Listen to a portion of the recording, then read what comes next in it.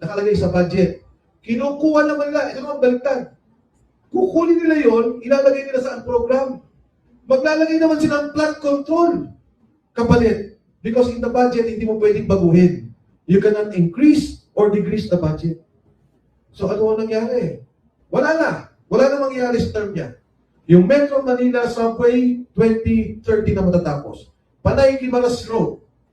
Yung North-South Rail connecting to Clark to Manila. Yung South Rail long haul connecting to Bicol. Laguna Lake Coastal Road. Yung Pupataan Cavite Road, walang pondo. So ang step by step, binadahan-dahan, nilalagyan ng konti-konti. Ano ang penalty natin? Kasi loan ho yan. 400 billion pesos penalty of the Philippine government. In particular for Cebu, hindi ko alam kung ano nangyari and when it will be funded. The Mactan Cebu Bridge is part of the official development assistance. Fourth bridge. Pagkatapos meron pa kayo yung sanitary program, yung for the basura. Can you imagine, bilyon-bilyon ang nawawala? When in fact, this could fund the problems of Cebu. Kung ang pondo nilagay sa tubig, sa Metro Manila, Metro Cebu, nilagay sa subway or bridges of Metro Manila and Metro Cebu, ang laki sana ng bagay. Pero saan nilagay? Doon sa malaki ang kickback. Flood control, cat's eye, ilaw ng mga netting. Oo.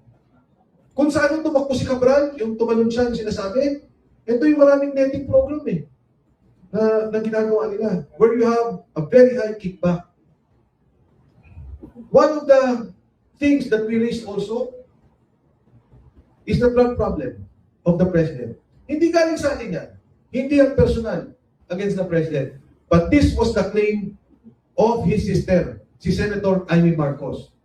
Nasabi nga namin, and we were supposed to, kung nagkaroon ng impeachment, invite them also as one of the witnesses. Why is the drug use a concern of every Filipino? Ang laki ng problema natin, ngayon lang nag-aaway sa West Philippine Sea. Paano pagka na-hito, na-drug, na-bad trip, sabi na, gera na tayo, patay na Pilipino. Because that is the problem that we have. Yung sinasabing mismanagement of the budget, parang yan sinasabi ng lahat. That's the president budget, ilagay mo yan, kaya pala nagkakandalo yung budget.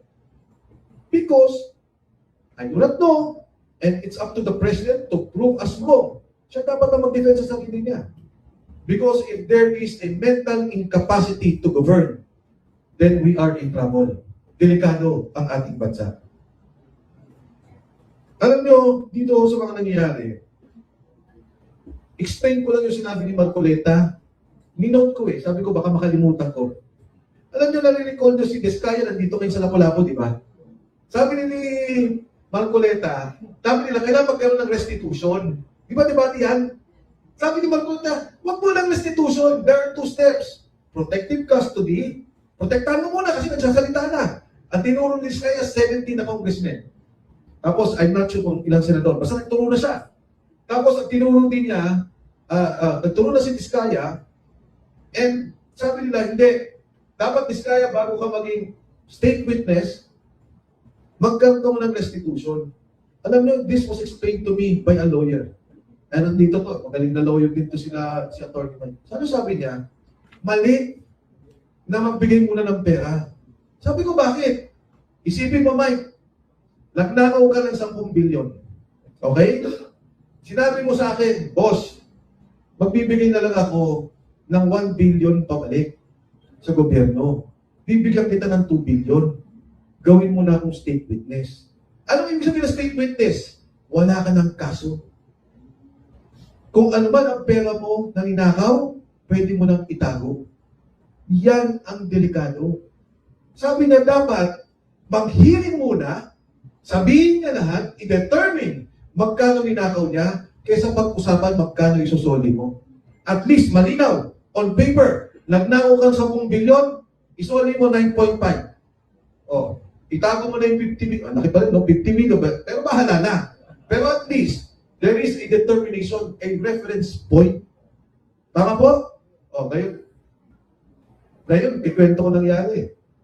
Tingnan ninyo, doon sa distrito ni Alcantara, Okay, unang tanong. Magkano sinuli ni Alcantara? 180 ata. Correct? 170 or 180 million pesos. Okay? Tingnan niyo ang budget nung kanyang distrito. 60 billion from 2022 to 2025. Magkano sinabi niyang kinukuha niya sa mundo? 8%. Inamin niya to. During the committee hearing. Alam niyo yung 8% na yun? Sa 60 billion, that's 4.8 billion pesos. Eh meron pa siyang back. Meron pa siyang connection dun sa back niya. Meron pa siyang partid. Siya pa mismo kontraktor. Di ba? Inamin naman niya eh. Ako kontraktor, hindi na po yung lisensya. Gawin na lang natin 10%. 6 billion pesos. Ang nakuha niya.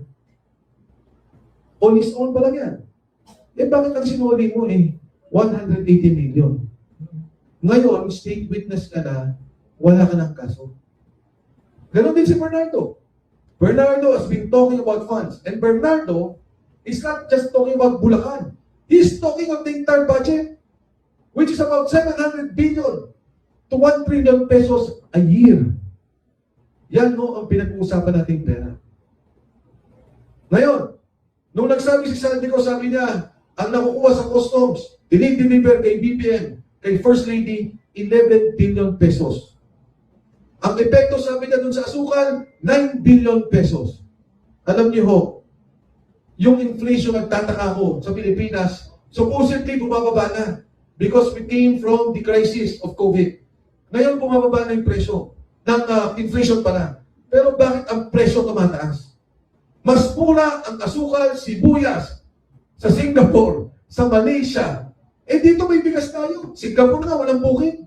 Mas mura pa ang bigas, mas mura pa ang asukal. Yung pala. Because there is a manipulation in smuggling.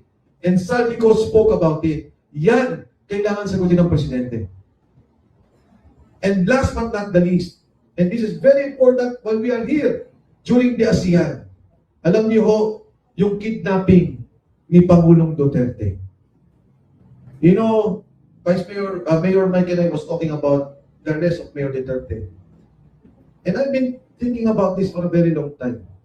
Si Digong, President Rodrigo Duterte, will go down in Philippine history as the only other hero who died like he did. Si Rizal, binaril nila si Luneta. Ngayon si Duterte, if he dies in The Hague, it will be on Bongbong Marcos. Forever in the history of the Philippines. Not only here, not only now. Our children, their children will know about what happened to Rodrigo Duterte. Yung pong nangyari kay President Duterte, and we have evidence to show, ginawa lang nila yung investigasyon in 2023. Nawala na po tayo sa ICC in 2017. Tama ba?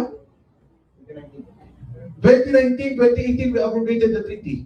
2019, sabi na residual daw yung naging effect ng warrant of arrest. Hindi totoo yun. Nagsimula ang investigasyon in 2023. At ang gumawa ng investigation to frame up, to put down and to put Duterte, to detain him and to bring him in The Hague was no less than the Philippine government headed by Bongbong Marcos. Pinagawa niya yung ebidensya in 2023 nung wala pa hong warrant of arrest. Umuwi